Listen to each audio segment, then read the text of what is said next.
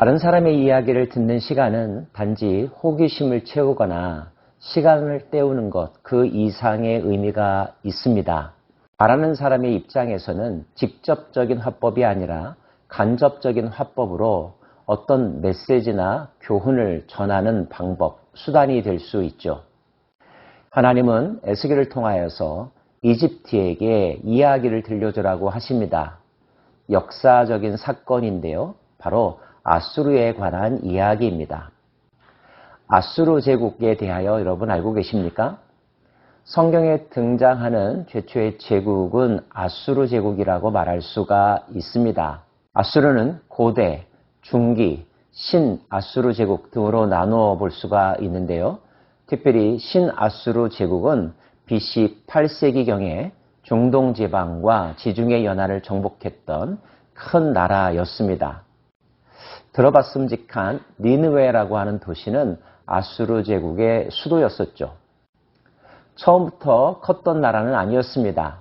솔로몬 당시에는 자그마한 나라에 지나지 않았고요. 요나서의 배경을 살펴보면 당시 아수르가 큰 제국은 아니었음을 알 수가 있습니다. 하지만 아수르는 점점 더 강성해졌고 영토를 확장했습니다. 남유다 왕 히스기야 때는 아수르가 북이스라엘을 멸망시키기까지 했죠. 당시 남유다는 하나님의 특별한 도우심에 의하여 아수르의 침략을 받았으나 성이 함락되지는 않았습니다. 이때 활동했던 선지자가 이사야라고 하는 사실 여러분 알고 계십니까? 하나님은 에스겔에게 아수르가 최고로 전성기였던 때의 모습도 설명해 주시지만 그 이후에 그 나라가 어떤 길을 갔었는지를 알려주십니다. 애굽으로 하여금 아수르 역사를 통하여 자신들에게 닥칠 미래, 자신들이 받아들여야 될 역사적 현실을 깨닫게 하기 위함인 거죠. 자, 아수르가 잘 나갔을 때의 모습은 어떠했을까요? 볼지어다 아수르 사람은 가지가 아름답고 그늘은 숲의 그늘 같으며 키가 크고 꼭대기가 구름에 닿은 레바논 백향목이었느니라. 물들이 그것을 기리며 깊은 물이 그것을 자라게 하며 강들이 그 심어진 곳을 둘러 흐르며 두 개의 물이 들의 모든 나무에까지 미치매 그 나무가 물이 많으므로 키가 들의 모든 나무보다 크며 굵은 가지가 번성하며 가는 가지가 길게 뻗어나갔고 공중의 새가 그 큰 가지에 깃들이며 들의 모든 짐승이 그 가는 가지 밑에 새끼를 낳으며 모든 큰 나라가 그 그늘 아래에서 거주하였느니라. 경제적인 풍요, 정치적인 안정, 영토의 확장, 강한 국방력의 나라임을 보여줄 수 있는 설명들이죠. 하지만 그 전성기는 오래 지속되지 못했습니다.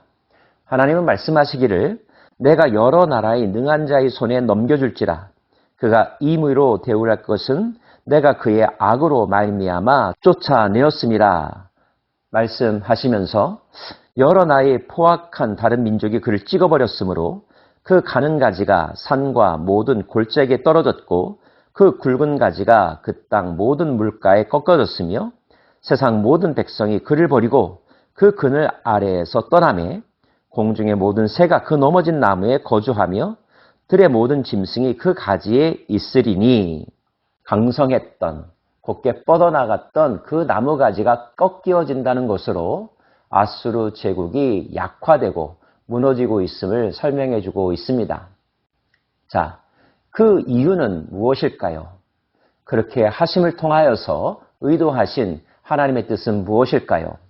그러므로 주 여호와께서 이같이 말씀하셨느니라 그의 키가 크고 꼭대기가 구름에 닿아서 높이 솟아났으므로 마음이 교만하였은즉 교만이란 단어가 등장합니다. 모든 나라의 멸망의 배경 가운데는 교만함이 있다는 것을 알게 됩니다. 자아도취에 빠져들게 되고요.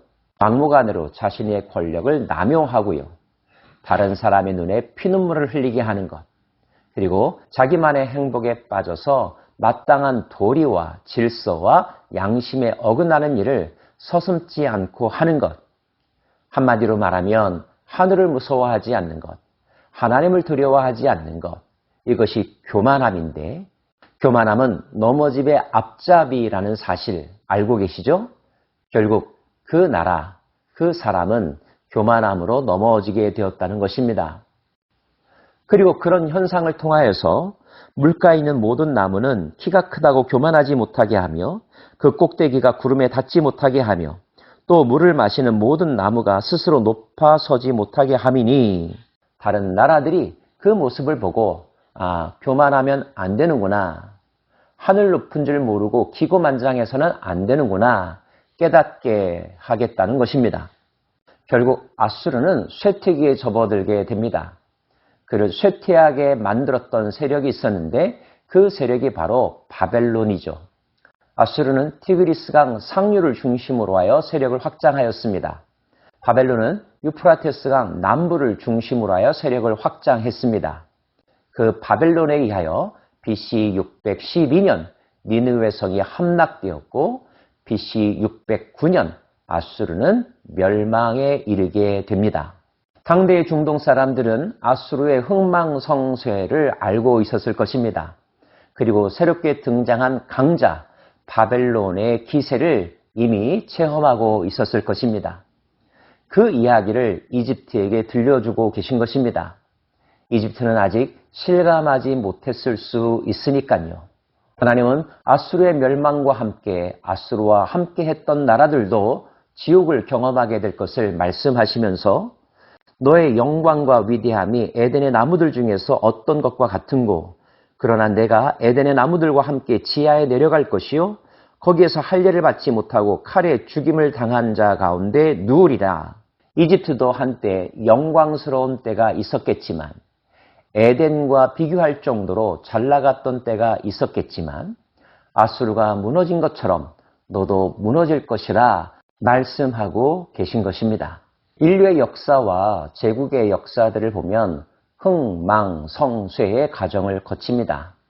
부흥기가 있는가 하면 정체기가 있고 쇠퇴기가 있고 멸망기에 이르게 되죠. 영원한 제국은 없다는 것입니다. 자신이 영원하지 않다는 것을 안다면, 그리고 자신이 잘 나갔을 때 행했던 것들이 자신의 미래를 결정하고 역사적인 평가를 받는다는 것을 안다면 사람들은 좀 더 조심하고 겸손하지 않을까요? 이 당연한 진리에도 불구하고 사람들은 망각하는 것 같습니다. 자기 도취에 빠져들어서 말이죠. 인간의 어리석음이고 죄성이라고 말할 수 있습니다. 우리는 그런 어리석음에서 벗어나야 합니다. 우리는 유한한 존재라는 것, 언제든지 넘어질 수 있는 질그릇과 같은 존재라는 것 인식하면서 살아야 합니다. 조심하고 겸손하고 배우는 자세를 가지며 나보다 강한 분이 있음을 인식하고 두려워하는 마음을 가지면서 살아가는 것, 이것이 지혜로운 인생, 지혜로운 나라의 모습일 것입니다. 기도하십시다.